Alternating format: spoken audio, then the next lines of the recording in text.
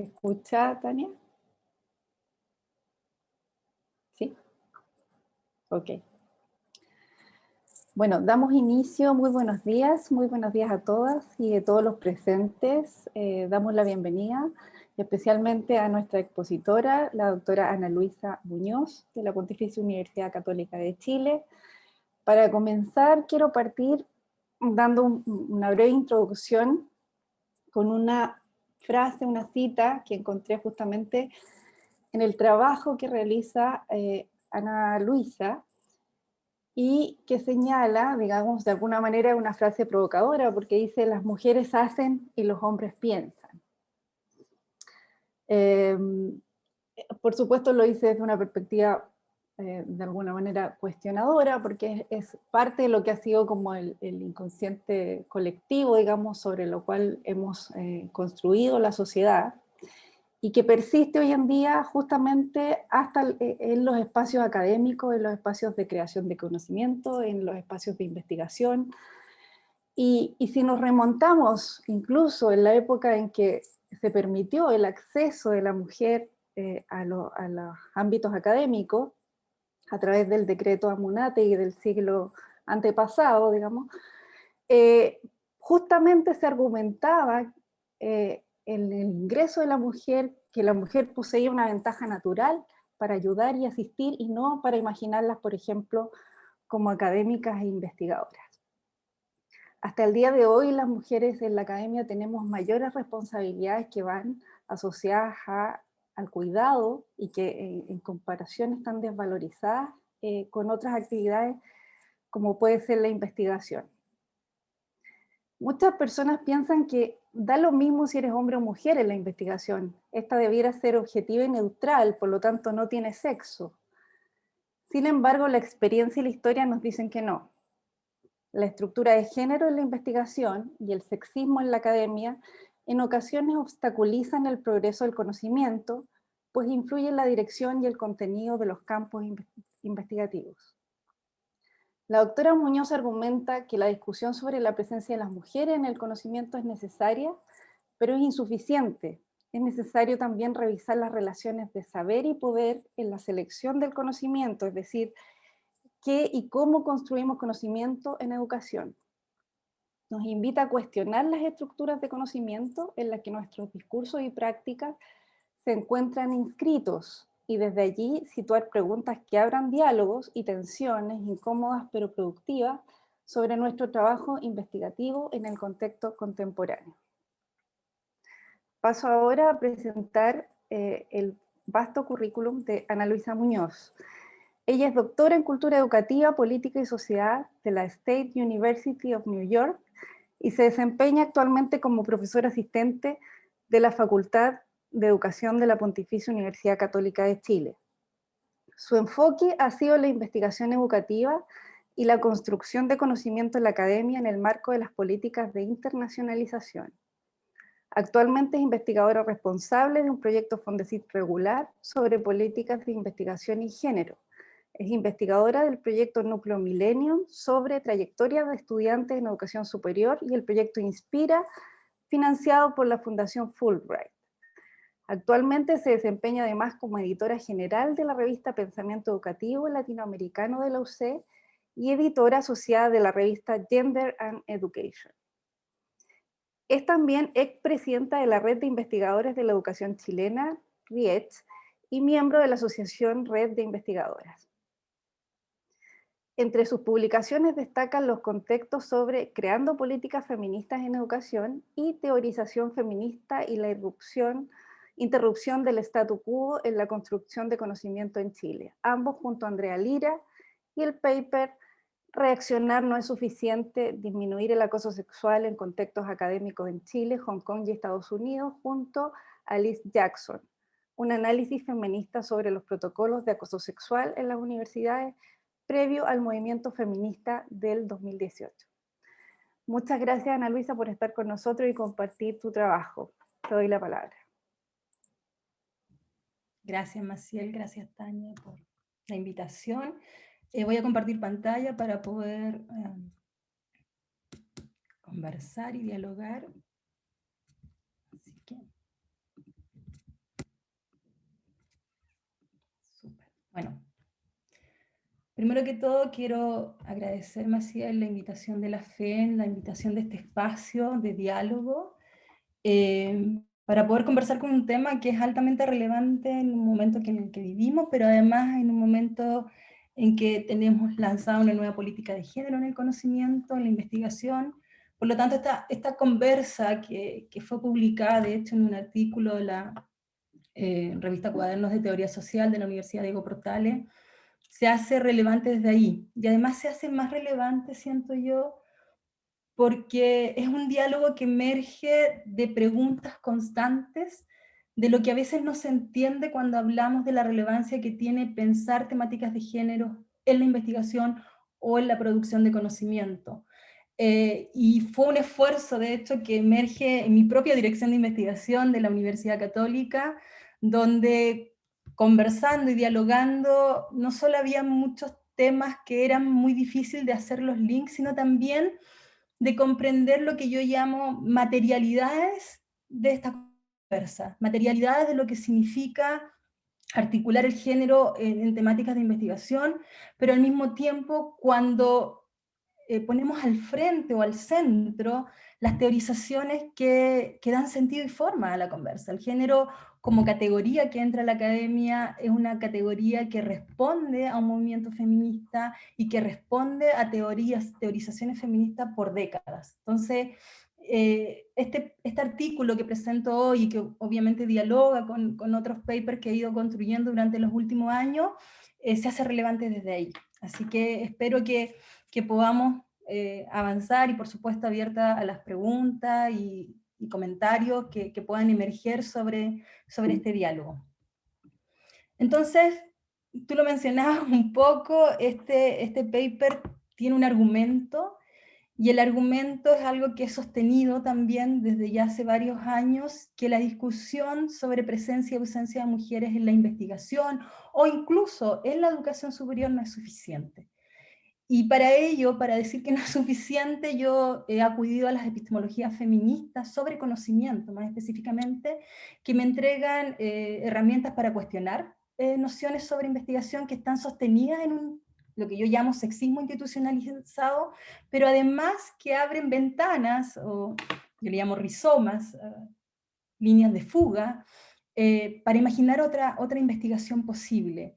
Y la idea de imaginar otra investigación posible también está siendo una constante en mis discusiones con mi colega Andrea Lira, no solo a nivel de género, sino también a nivel de las raíces que nos sostienen como investigadores trabajando en las universidades. Yo creo que eso no es menor, yo encuentro que es potente, aporta, tensiona, por supuesto, pero bueno, para eso yo creo que estamos también en la academia para poder aportar y construir conocimiento a veces implica tensionar estructuras, implica incomodar. Entonces, parte desde las incomodidades, de las preguntas sin respuesta, de hecho lo digo en el agradecimiento del artículo, cómo emerge esta conversa, cómo emerge este artículo.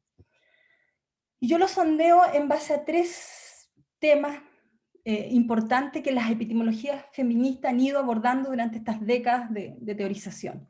Por un lado, la conversa o la discusión cuando hablamos de investigación o conocimiento sobre la participación de las mujeres en ese conocimiento, que es un primer tema y que es el tema que más conocemos, de hecho, el tema que más se aborda cuando vemos estadísticas, el tema que más se aborda cuando queremos más mujeres en la investigación o más mujeres en STEM, pero también me traslado a otro tema que han abordado las epistemologías feministas, que es el segundo punto que voy a abordar en esta conversa, que tiene que ver con el conocimiento de y sobre las mujeres. Y lo hago porque a partir de ahí emergen cuestionamientos que son fundamentales para poder entender el tercer punto, que es lo que varias epistemólogas feministas llaman el proyecto transformador que tiene el feminismo en la investigación y en el conocimiento, que tiene que ver con un cuestionamiento o un pensar y repensar los procesos de construcción de conocimiento en sí mismos. Y ahí me hablo de teóricas súper interesantes para mí y que han sido un aporte a nivel internacional para poder dialogar en ese espacio y por qué es tan importante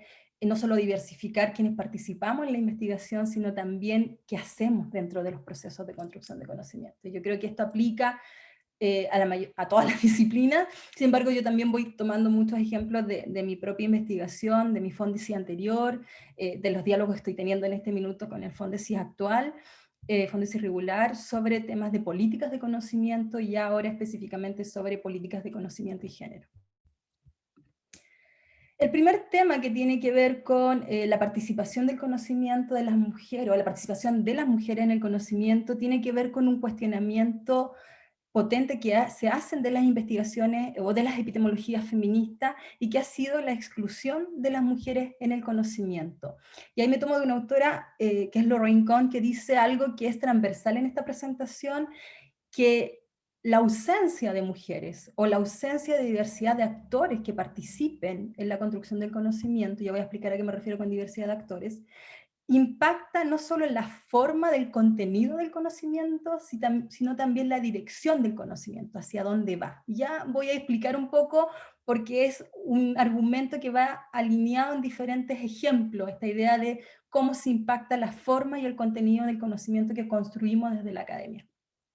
Y ahí lo que plantean epistemólogos como por ejemplo Elizabeth Anderson es que esta discriminación de género que ha sido sostenida de la baja participación de mujeres en la investigación, no solo ha retrasado el avance de la investigación, y allí se toman de un ejemplo súper global, súper usado desde la biografía de Barbara McClintock. Barbara McClintock, una científica bióloga, que su descubrimiento sobre transposición genética se demoraron 30 años en llegar a la comunidad científica y en ser reconocidas, y ella recibió el premio Nobel en 1983, y lo que allí se dice de las biografías es que en realidad Barbara McClintock fue altamente discriminada a través de la falta de financiamiento, de estar relegada de los espacios académicos, por ser mujer. Aunque Diana Mafia dice, bueno, y ahí me gusta cómo ella lo plantea, porque dice, en realidad el caso de Barbara McClintock no es solo que era mujer, el tema era que lo que ella planteaba en sus investigaciones, y ella lo plantea así, iban contra la corriente de lo que se decía o lo que se hablaba en la comunidad científica, metodológica y intelectualmente. Por lo tanto, este ir contra la corriente es lo que además la mantiene segregada, y que sus avances científicos se demoraran tanto tiempo en llegar a la comunidad científica. Y yo creo que esa idea de ir contra la corriente es potente para muchas mujeres investigadoras hoy, o para muchos actores que se plantean desde lugares marginales para construir conocimiento. ¿Qué significa? Y la pregunta que yo me quedo desde ahí es, ¿qué significa ir contra la corriente? ¿Qué significa pensar metodológicamente distinto la investigación? ¿Qué significa plantear un conocimiento que no se alinea de pronto con lo que la comunidad científica está diciendo? Y yo creo que eso es potente al momento de mirar y pensar la investigación y la producción de conocimiento. Y es relevante además porque cuando miramos los estudios internacionales nos damos cuenta que, si bien, y esto ya tiene que ver con esta idea de participación y el tema más numérico, cuando pensamos en la participación de mujeres en educación superior a nivel regional latinoamericano, nos damos cuenta que más del 50% de las mujeres estamos participando, y eso es un indicador de la OSD. Sin embargo, cuando luego miramos el caso nacional, ¿cuántas mujeres lideran proyectos de investigación? Que para mí, y lo dejé súper claro en la columna que acabo de escribir el día de ayer, en el mostrador sobre precarización de la investigación, para mí es muy distinto pensar la investigación desde el liderazgo, pensar la investigación desde la participación, donde tenemos ayudantes en condiciones precarizadas, donde tenemos investigadoras, colaboradoras en situación precarizada de la investigación. Por lo tanto, mirar estos indicadores de forma real, donde decimos, sí, participamos alrededor del 30% en la investigación en Chile, 37% según el ANIT, pero sin embargo, cuando miramos quienes lideran los proyectos de investigación en Fondesis, que es uno de los principales instrumentos de financiamiento de la investigación para nosotros que somos académicas, nos damos cuenta que ese número se reduce. Y es más, y eso lo planteo en otros papers, cuando miramos indicadores más específicos en áreas como astronomía, ingeniería, nos damos cuenta que esos indicadores se reducen al 17% o incluso el 10%. Por lo tanto, ahí hay preguntas que establecer, no solo respecto a cuántos participamos, sino también a quiénes participamos. Y acá yo creo que y es algo que también he ido planteando en varios papers, que he ido planteando en varios espacios, que tiene que ver con una mirada interseccional de la conversación de género y conocimiento. Cuando digo mirada interseccional, me refiero al desplazamiento que se requiere en la conversación de esta idea de categoría homogénea de quienes somos las mujeres que participamos en la educación superior.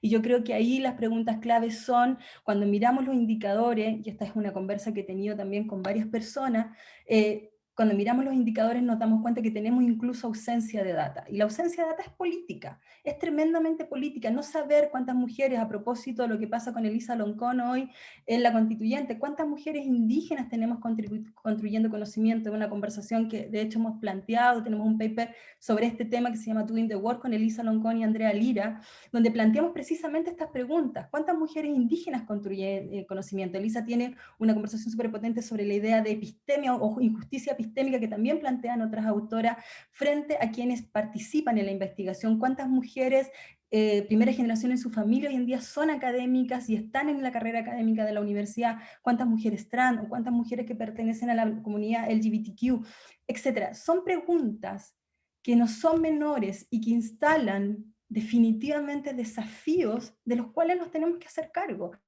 Y son desafíos que necesitamos hacernos cargo quienes participamos desde lugares de privilegio, porque esto instala otra conversación que tiene que ver cuáles son los lugares de privilegio en el que participo o participamos, y cuáles son aquellos lugares de vulnerabilidad desde los cuales nos posicionan o nos posicionamos. Y yo creo que poder comprender, ayer un chico me entrevistaba de una universidad para un trabajo, me decía, ¿cuál sería tu mensaje para futura científica? Y yo le decía, es súper difícil preguntarme eso, pero para mí un mensaje clave es eso, el reconocimiento, y que para mí es un mensaje clave en sí mismo, del reconocimiento de ese lugar de vulnerabilidad o de esos lugares de privilegio en el que nos movemos y qué hacemos con ellos. Es un mensaje que he dicho en muchos espacios y que yo sé que suena como del buen vivir, como diría también Elisa, pero yo creo que es clave para avanzar en términos de la voz que estamos levantando. De hecho, ayer mucha gente que me escribió a propósito de la columna me decía, gracias por levantar la voz.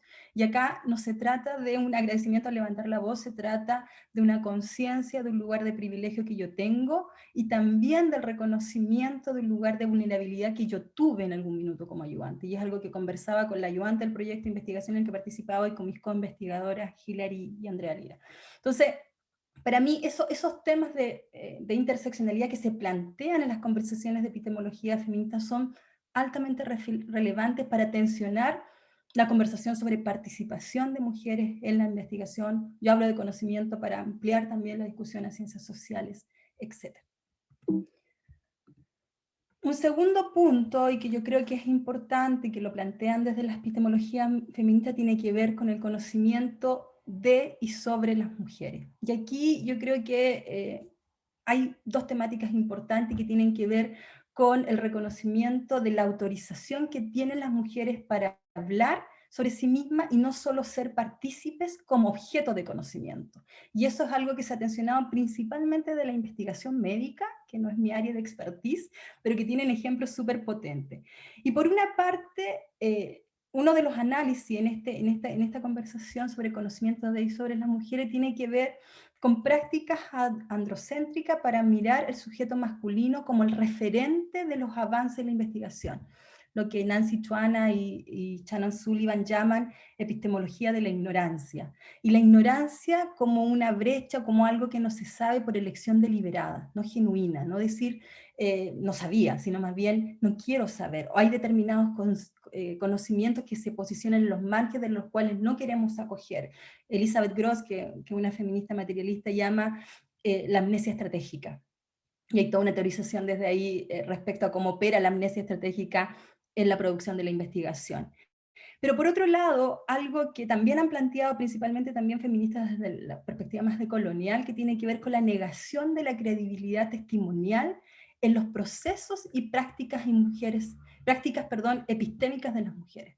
Y ahí me tomo de la idea de justicia epistémica que ya mencionaba, que de hecho es un concepto que responde a Miranda Fricker en sus análisis sobre poder, raza y opresión en la investigación. Lo que ella plantea es estas normas de credibilidad y legitimidad constante del conocimiento que imitan estructuras de orden y poder social y estructuras que no son cuestionadas, que no son movibles y que por lo tanto lo que genera es decir, si tú no te ajustas a esta estructura de entender la investigación científica o de entender el conocimiento, estás fuera o no se reconoce como conocimiento legitimado. Y eso es algo que desde los feminismos ha sido altamente tensionado y como decía, en la investigación médica, los testimonios de las mujeres o la voz de las mujeres sobre sus propios cuerpos es un temazo. Y yo creo que eso también da para harto análisis a futuro respecto a cómo opera la construcción y las políticas de conocimiento en las universidades principalmente, que es donde mayoritariamente producimos conocimiento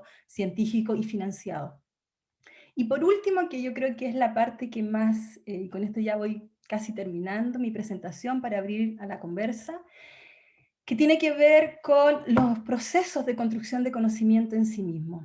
Y aquí me tomo de dos líneas teóricas sobre epistemología feminista, por una parte los nuevos feminismos materialistas, pero por otro lado la conversación desde el feminismo decolonial y principalmente decolonial antirracista. Y aquí hay una de las preguntas que plantea, de hecho, Donna Haraway, Sandra Harding, por mencionar algunas autoras, y menciono autores porque a veces la gente dice, ¿de dónde esta mujer habla tanta cosa? Y de verdad que está sostenida en conversación académica, que ha sostenido lo que yo puedo construir sobre los hombros de tantas mujeres que han escrito sobre estos temas. Y aquí las epistemólogas feministas se preguntan, ¿es suficiente remover el sexo del autor? ¿Es suficiente decir, ¿sabes qué?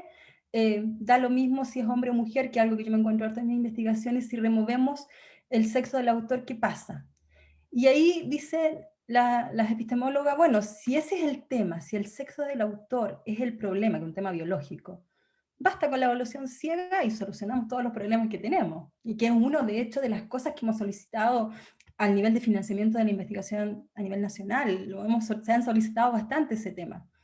Y lo que dicen ella, la verdad es que eso es problemático, y que no es solamente el punto de cuestionamiento, esto lo dice Elizabeth Gross, el punto no es solamente rectificar la omisión histórica de las mujeres en el conocimiento, y Elizabeth Gross dice, sino más bien rectificar y cuestionar las estructuras teóricas e ideas que gobiernan el conocimiento de y sobre las mujeres y el conocimiento en general.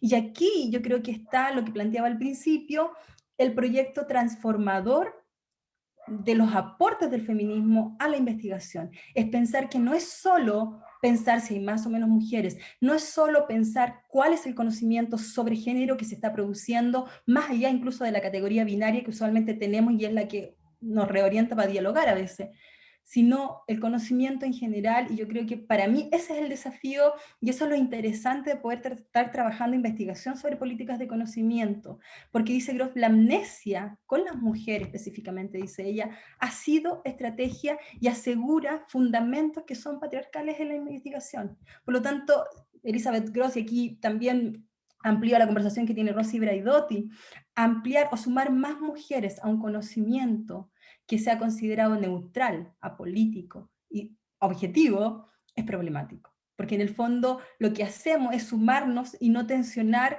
algo que ha justificado, dice Rosy Braidotti, ha justificado históricamente nuestra exclusión. Por lo tanto, el punto, la pregunta por lo cual yo abogo acá en esta conversación es, ¿qué significa sumarnos a la investigación? ¿Qué significa sumarnos al financiamiento, al conocimiento financiado desde las universidades? ¿Cuáles son las implicancias que tenemos de sumarnos? Como, en mi caso, como mujer. Y desde los feminismos descoloniales hay también ahí una crítica interesante a los procesos de construcción de conocimiento en sí mismo, y me tomo del trabajo de Andrea Lira, que es mi colega con la que he estado escribiendo, y también de Lisa Loncón, de los papers que estamos trabajando y que hemos estado trabajando durante el último tiempo, que tiene que ver con cuestionar no solo la idea de neutralidad del conocimiento, sino también mirar la historicidad del conocimiento. Y ahí el trabajo de Yves Chac en Canadá, a propósito de todo lo que pasa con el tema indígena, que ella trabaja la investigación y también en articulación con temáticas indígenas. Mirar la historicidad significa entender la complicidad que ha existido en la construcción del conocimiento con violencias que han sido históricas. Entonces lo que plantea Ishak, y que para un investigador es súper fuerte reconocerlo, es que hay ocasiones en que la investigación ha desarrollado más daño que ayuda, uno, pero dos, que hay ocasiones en que la construcción de conocimiento científico simplemente no es la forma de aproximarse a la solución de un problema, o a la comprensión de un problema. Por lo tanto, este tipo de axiomas que plantea Yves Chaby, que nosotros hemos ido trabajando en la investigación, nos plantea un desafío no menor, porque nos plantea un desafío de mirar desde donde nosotros estamos pensando el problema en adelante. No solamente el proceso de construcción, o la metodología, o el trabajo de campo, o los resultados, y luego la comunicación. De hecho, uno de los últimos papers que estoy trabajando con Andrea es el tema del impacto en la investigación, específicamente educacional. Y esta idea de pensar que movemos conocimiento desde las universidades, desde esta idea de la expertise, hacia un lugar, ya es problemático, porque es jerárquico y porque omite que hay otros espacios desde donde se produce conocimiento con lógicas que no son las científicas que tenemos dentro del financiamiento de la investigación, y que son conocimiento en sí mismo y que también aportan a comprender y aportan a avanzar en otras lógicas de entendernos como sociedad o como seres humanas, humanes. Por último, dos cosas que para mí son relevantes como para ir cerrando. Por un lado, que la conversa de pensar la investigación sobre género, o la articulación de investigación, conocimiento, ciencia, puede llamarle como usted quiera, y género me ha invitado a desplazarme a los fundamentos y las teorizaciones que dan sentido y forma a esta discusión. Pero también me ha permitido mirar el feminismo como teorización de la conversación sobre género como un proyecto transformador. De hecho, en el artículo que mencionaba, yo me pregunto, ¿es importante la conversación sobre participación y liderazgo de las mujeres en la investigación? La respuesta es sí. ¿Es lo único de lo que debemos conversar? La respuesta es no. ¿Se acaba la conversación ahí? No. Necesitamos avanzar a no solo pensar que entremos a conversar, o entremos y participemos en la construcción de conocimiento, pero también cuestionar las lógicas jerárquicas usualmente en las cuales nos movemos, lógicas de discriminación, lógicas reguladoras, normativas, binarias de entendernos, pero al mismo tiempo para mí no es solo, esta invitación no es solo a pensar la investigación en sí misma y los aportes que se pueden hacer desde esta conversación, sino quienes nosotras y nosotros estamos siendo en los procesos investigativos, quienes nosotros nos estamos transformando, estamos llegando a ser constantemente en ese proceso de hacer ciencia o hacer investigación, y que nos moviliza a una sociedad más justa, a una sociedad más equitativa, y a imaginarnos diferente. Gracias. Muchas gracias, Ana Luisa. Sin duda, tu presentación nos ha iluminado muchos aspectos de los cuales deberíamos ocuparnos, digamos, deberíamos poder canalizarlos debidamente para visibilizar todos estos problemas y que llevamos arrastrando por años, tantos años, digamos. Aquí tenemos algunas preguntas del chat que voy a ir como leyendo para ti. La primera, de Mijail Muso, señala: ¿para ti es más importante una investigación de calidad o que sea equitativa, ya sea un 50% por género? Además, ¿crees que es importante castigar cuando un género pase el límite del 50%?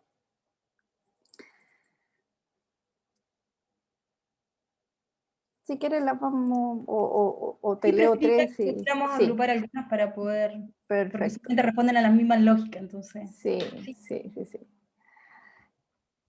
Respecto quizás a lo último que estabas hablando, el tema de los privilegios y... No, el tema de la jerarquía, perdón. ¿Cuál es el problema de la jerarquía, sabiendo que gracias a estas estamos vivos, digamos? También pregunta, dice, ¿se puede creer en una neutralidad real del conocimiento comprendiendo que dentro de la comunicación existe un sesgo per se?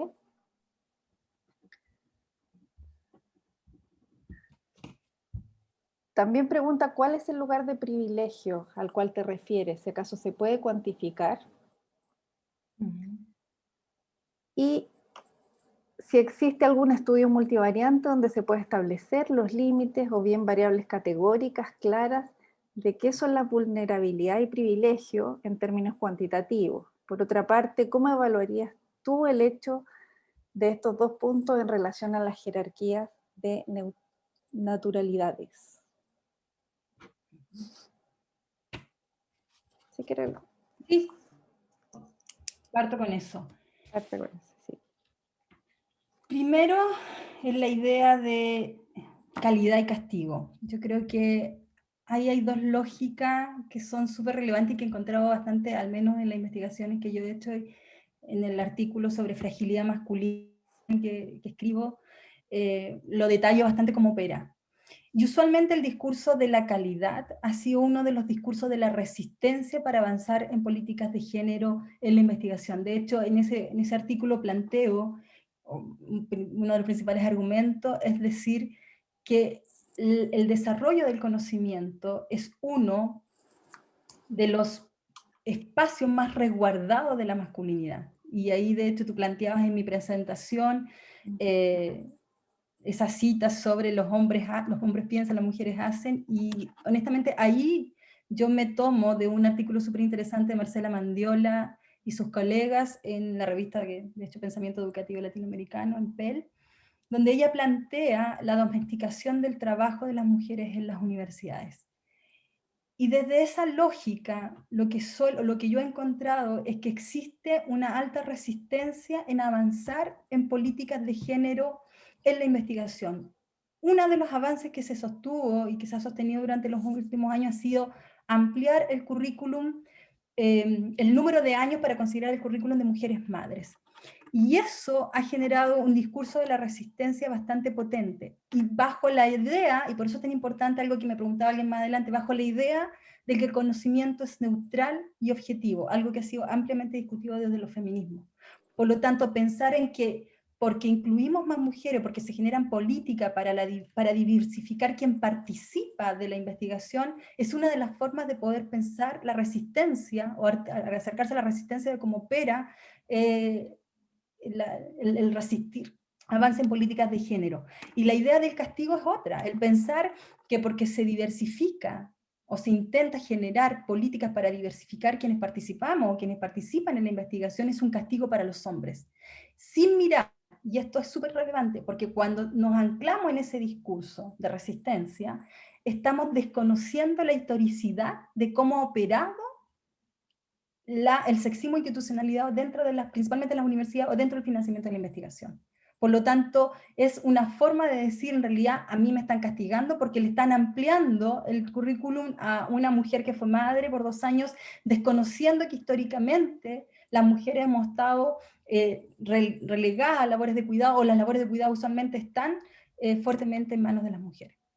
Que eso impacta claramente nuestra carrera académica. Cosas por el estilo. Entonces, cuando descontextualizamos y solo nos focalizamos en investigación de calidad o solo nos focalizamos en idea de castigo, que nos castigan por avanzar en determinadas políticas, lo que vemos ahí es una resistencia por una parte, pero por otro lado es desconocer que históricamente, lo que ha pasado históricamente con la investigación y la presencia de mujeres y otras disidencias u otros grupos marginalizados de la investigación en las universidades. Por lo tanto, yo creo que volvería a esta idea de cómo opera la injusticia epistémica que planteaba y cómo opera principalmente la discriminación dentro de los espacios de conocimiento.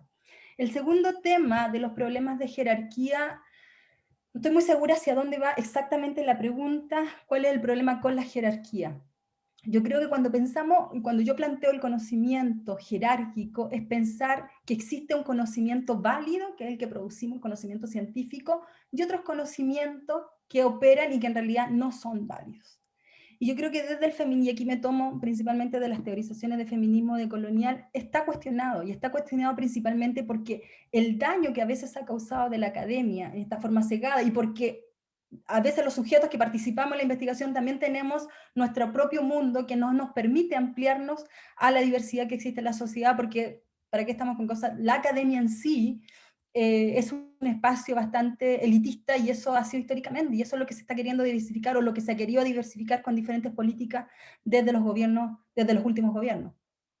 Por lo tanto, pensar el conocimiento desde la jerarquía a mí me parece problemático porque se desconoce que hay conocimiento que ha provocado daño, y eso no lo digo yo, lo dice la mayoría de las feministas decoloniales, por un lado, pero por otro lado, el omitir que existen otras formas de conocimiento, que son tan válidas como las formas de conocimiento que nosotros estamos produciendo. Por lo tanto, si uno sobrevive en base a esa jerarquía, me parece problemático, y me parece que hay que tensionarlo y discutirlo mucho más. Eso en términos de esas dos preguntas, y en términos de la vulnerabilidad al privilegio, creo que lo abordé en la primera. Gracias.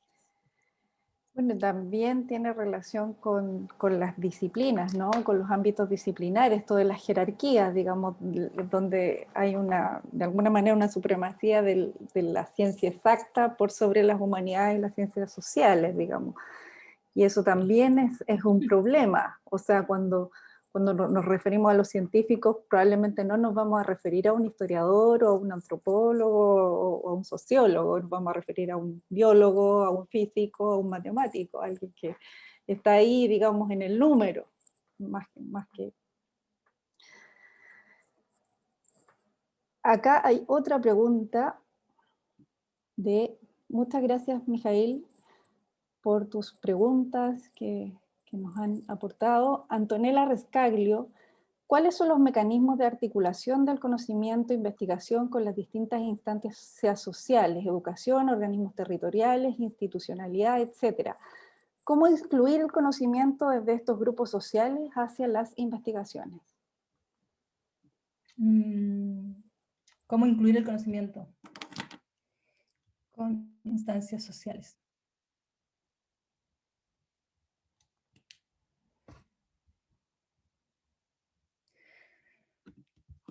Yo creo que no tengo exactamente una respuesta a cómo hacerlo. Siento que ahí la reflexión es de qué manera nos abrimos como comunidad académica o comunidad investigativa a dialogar y construir conocimiento con. Cuando yo hablo de pensar una investigación o otra investigación posible, una de las alternativas es esa, o una de las formas en que yo siento que nos debiéramos como aproximar a un diálogo más equitativo, es precisamente dejar de pensar esta lógica de mover el conocimiento experto hacia un lugar, sino más bien pensar con. Y yo creo que desde ahí, si tuviéramos esa apertura, definitivamente el enriquecimiento que tendríamos como investigadores sería otro.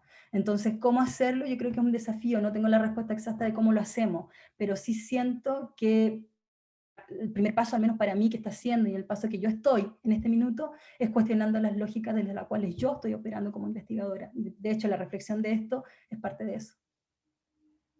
No sé si con eso respondo, pero...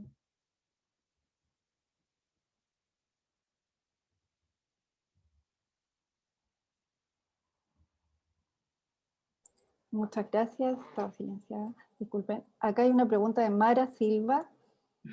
Yo creo que lo tocaste en la presentación, pero podríamos como reforzar un poco. Dice, ¿por qué crees que existen personas que asocian la paridad con una pérdida de calidad? Considerando que en términos numéricos la cantidad de mujeres y hombres que cursan doctorado es más o menos equilibrada. ¿Podríamos agregar dos más como para avanzar? Sí, sí, sí. Carmen Andrea Quesada dice, ¿podrías hablar un poco más de la idea de pensamiento disruptivo y género? Me imagino que genera rechazo primero porque es disruptivo y segundo porque viene de una mujer. Porque pienso, por ejemplo, como Eloísa Díaz replicaba sesgos de género con su investigación, me hace pensar que si ella quizás no hubiese publicado lo que se esperaba que publicara, hubiese sido menos reconocida.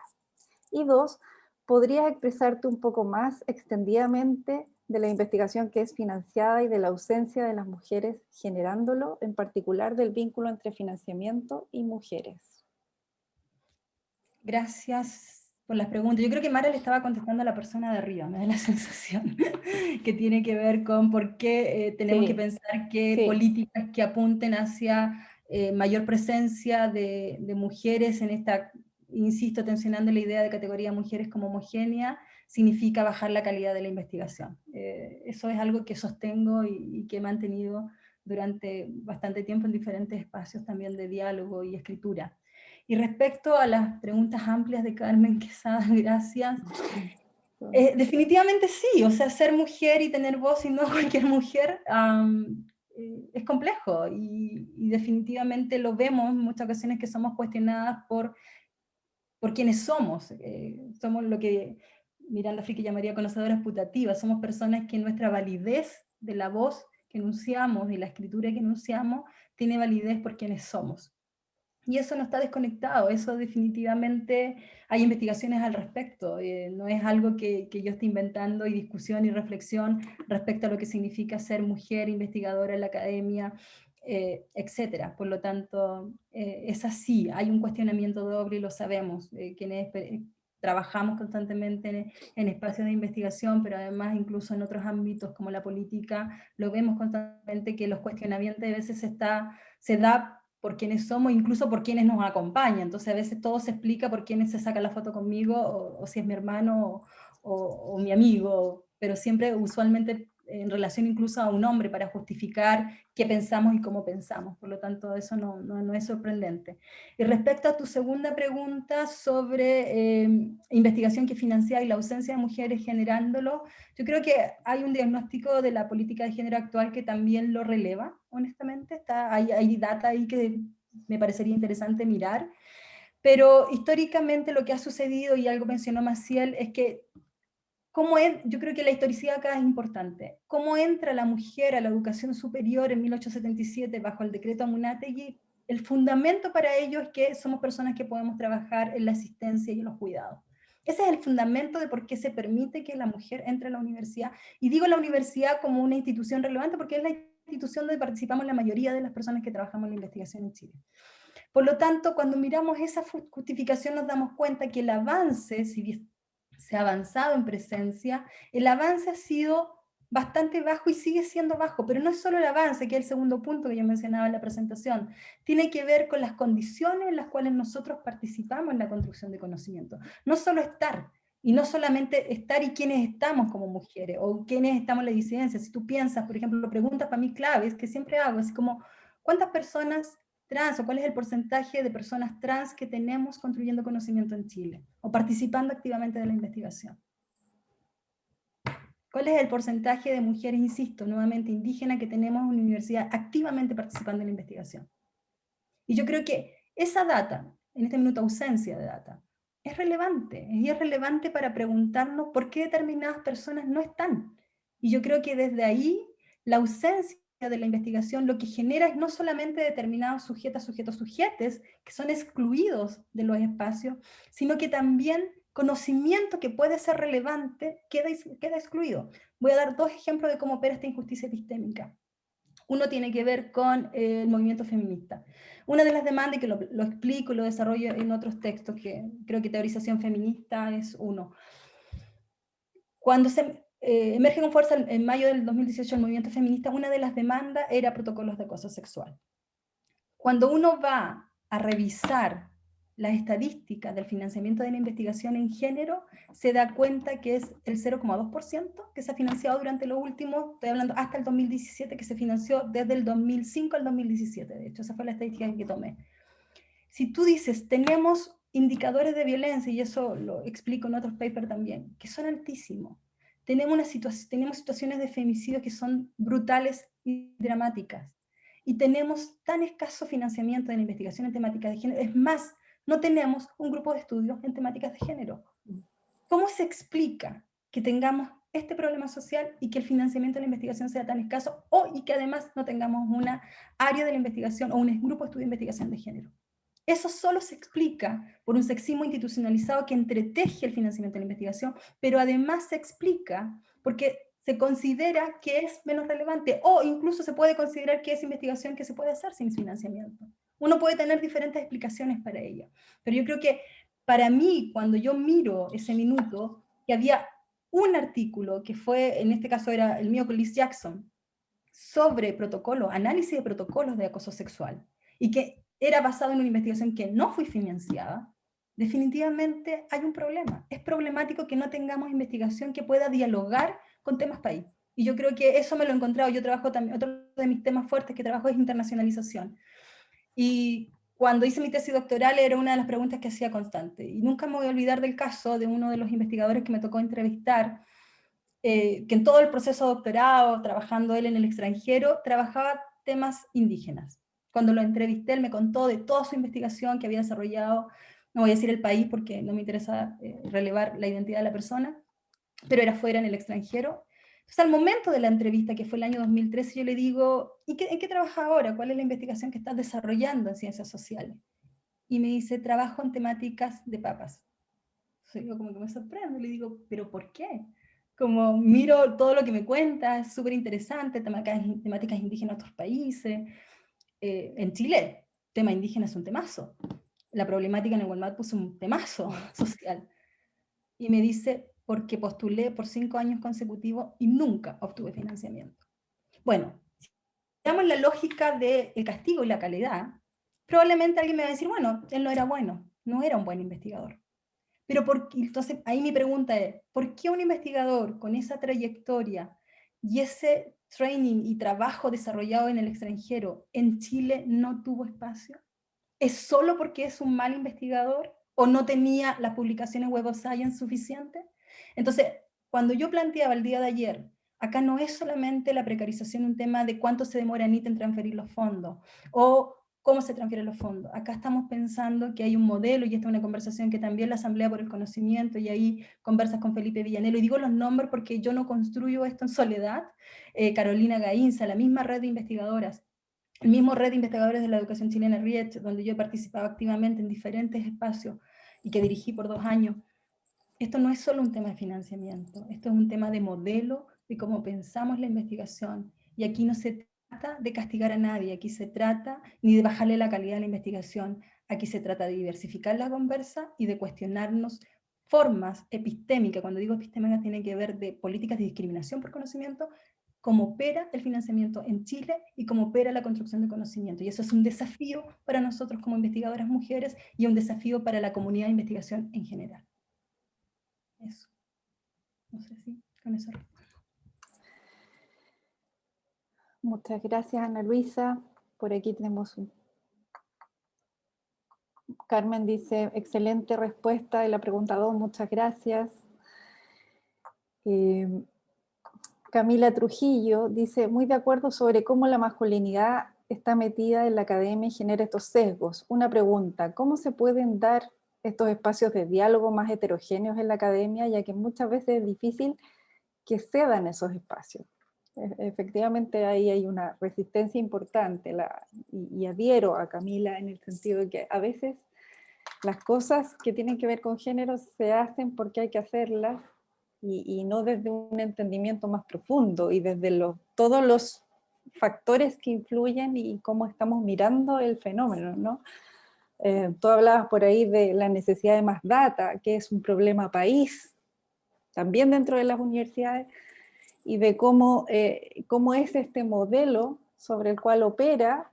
Y bueno, junto con los datos necesitamos más recursos y el punto es qué estamos considerando dentro de esos recursos, digamos, para investigaciones en esta temática. Sin duda muy importante el comentario y pregunta que hace Camila. Te doy espacio, Ana Luisa. Los espacios no se van a ceder, hay que ganarlo y tenemos que hacerlo, pero honestamente eso responde a una lógica súper individual y desgastadora de lo que estamos viviendo. He estado trabajando en un estudio para la Fundación Humboldt, en Alemania, sobre ciencia y género en Colombia, México y Chile. Y una de las cosas, y me ha tocado entrevistar a varias, digo varias porque son todas mujeres, personas a cargo de direcciones de género, en diferentes universidades.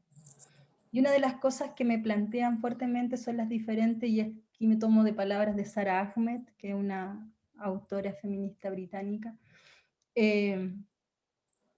hay diferentes murallas que se levantan para poder resistir el avance en estas conversas y diferentes estrategias. Desde poner personas que en realidad no tienen ninguna capacitación en género, ninguna, y que si tú le preguntas qué entiendes por género, te van a responder en realidad es que haya más mujeres y sería, y se acaba la conversa en la universidad. O en su efecto incluso algo que para mí es sustancial preguntarse, ¿qué significa para mí ser mujer investigando? ¿Qué significa para mí ser hombre investigando? ¿O qué significa para mí ser hombre o mujer? Partamos de ahí, una pregunta elemental que cuando yo investigo me pasa que las mujeres me pueden hablar 3 páginas de transcripción luego y mis colegas hombres, en su mayoría, diría el 99%, es como, no sé, no es mi tema, es un tema de ustedes, no sé por qué tendría que pensar eso en realidad, no es relevante, etc. Entonces, cuando uno piensa trabas como esa, ¿quiénes participan en esos espacios? Pero al mismo tiempo el financiamiento, el desfinanciamiento, el pensar, y a mí me ha pasado, el pensar que trabajar género puede ser gratuito. O sea, yo tengo de pronto invitaciones, ¿me puedes venir a dar un taller de? Cuando yo pregunto, ¿esto se paga o es gratuito? No, es un favor. Entonces mi respuesta usualmente es, ¿qué te hace pensar que hacer un taller, que capacitar, puede ser gratuito? Es una pregunta para mí sustancial. Y usualmente viene, bueno, lo que pasa es que no me están dando financiamiento en este espacio.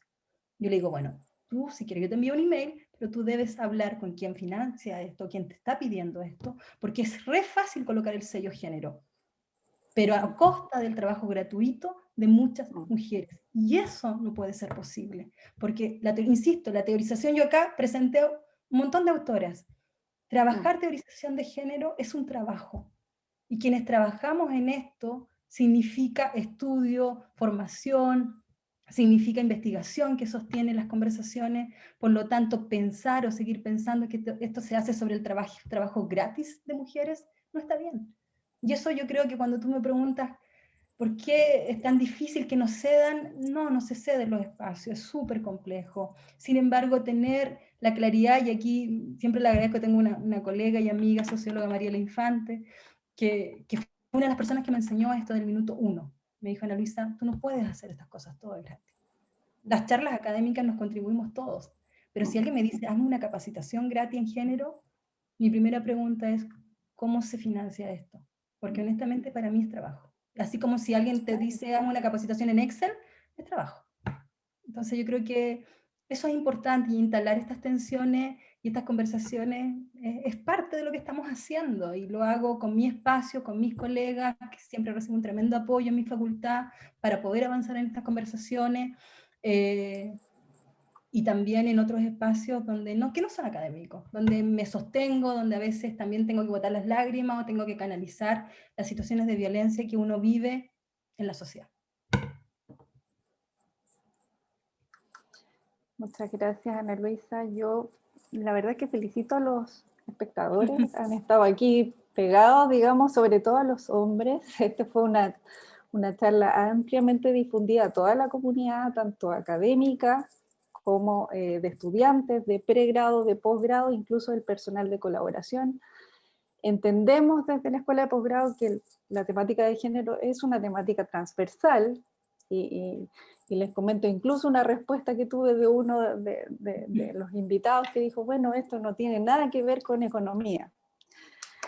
El día de mañana pónganse a hacer charlas de antropología. Y aprovecho el espacio también para aclararlo.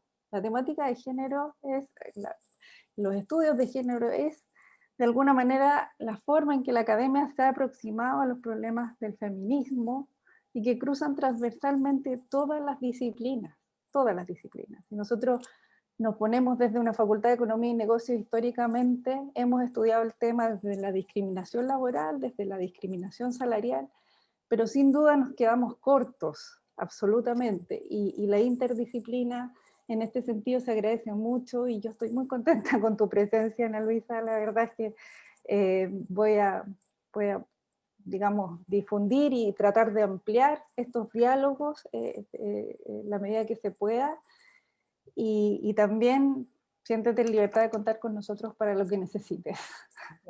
Te doy una última pregunta de Camila Trujillo, que dice, totalmente de acuerdo, se cree que los temas de género es igual gratis o está subvalorado. Muchas gracias por la respuesta. Eso es un comentario que hizo ella. Adriana Bastía, siempre un agrado escucharte. Alu.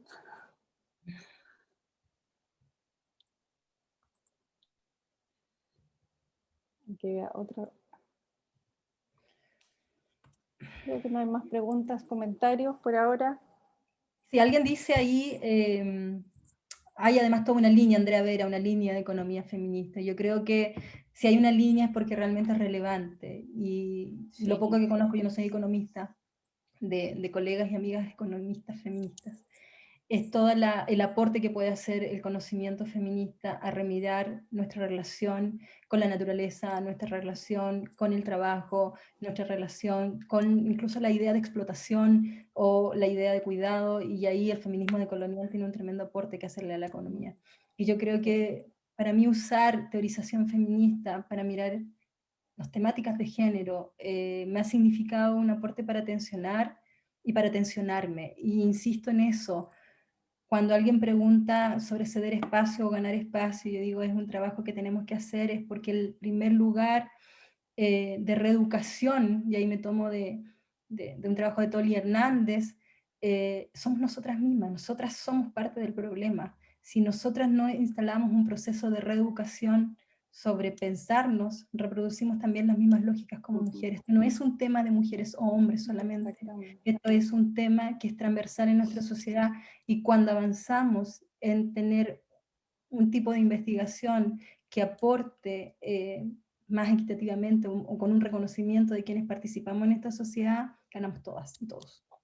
Y yo creo que esa es la idea, y eso es lo que he estado haciendo y es lo que me estaba encontrando. Por eso cuando alguien me ponía una pregunta sobre estadística o sobre investigación multivariada, mi proceso en este minuto está dentro de la investigación que estoy desarrollando, que tiene que ver con políticas de investigación específicamente, pero el primer sitio para mirar la política de investigación soy yo como investigadora, son el equipo de trabajo que me invita a dialogar y que me tensiona constantemente. Si no fuera por las académicas, que constantemente me preguntan cosas que no sé explicar o que cuesta verbalizar incluso, que me significa buscar más y dar respuestas, pero al mismo tiempo me significa tensionar mi propio lugar de investigación. Yo creo que es para mí el más potente en este minuto. Entonces, eso. Te doy un par de comentarios más. Valeria dice, muchas gracias, ha sido muy interesante y necesario poner en la discusión los temas de género en la academia y la economía. Muchas gracias a la organización también. Pau Villegas dice, muy bien, Alu, parece que Alu eres tú. Cada vez que hablo contigo te escucho y siento que me queda tanto por aprender, gracias por tanto. Bueno, justamente esa es la idea, probablemente de estas conversaciones nos quedan más preguntas que respuestas tan categóricas, y la invitación es a eso, justamente a todas las mujeres que están como espectadores acá, a ampliar y tener una mirada más compleja de lo que está sucediendo en la sociedad y en los distintos espacios donde nos desenvolvemos, porque como decía muy bien Ana Luisa, nosotras también tenemos una parte de responsabilidad, y aquí voy a decir algo que es política, o sea, probablemente muy impopular, digamos, y lo he conversado con colegas, y nosotros tenemos que hacernos cargo también de la forma en que reproducimos todos los sesgos de género de los cuales nosotras mismas nos ha jugado en contra en la historia, en el día a día, con nuestros hijos, con nuestros parientes, con nuestros amigos, con nuestros colegas, con nuestros jefes. Creo importante que participemos cada vez más en estas charlas y en abrir este diálogo que nos permita justamente tener una perspectiva más crítica. Ojalá nos encontremos, Ana Luisa, en una próxima oportunidad. Nosotros aquí ya estamos al final, digamos, del horario. Te damos las gracias, te dejamos, seguramente vamos a seguir conversando y vamos a seguir diseñando nuevas actividades para todos y todas. Gracias. Muchas gracias. Quiero agradecer, Maciel, y gracias por la invitación, gracias a quienes escucharon, preguntaron, dialogaron, tensionaron. Para mí también todos estos espacios de diálogo académico son tremendo aprendizaje, así que yo agradezco el espacio. Muchas gracias. Eso, que estén bien. Me despido de todos y agradezco también a Maximiliano y a Tania, que ahí nos han estado dando el soporte, y a todo el equipo de marketing de la Escuela de Posgrado. Muchas gracias. Nos vemos. Nos vemos.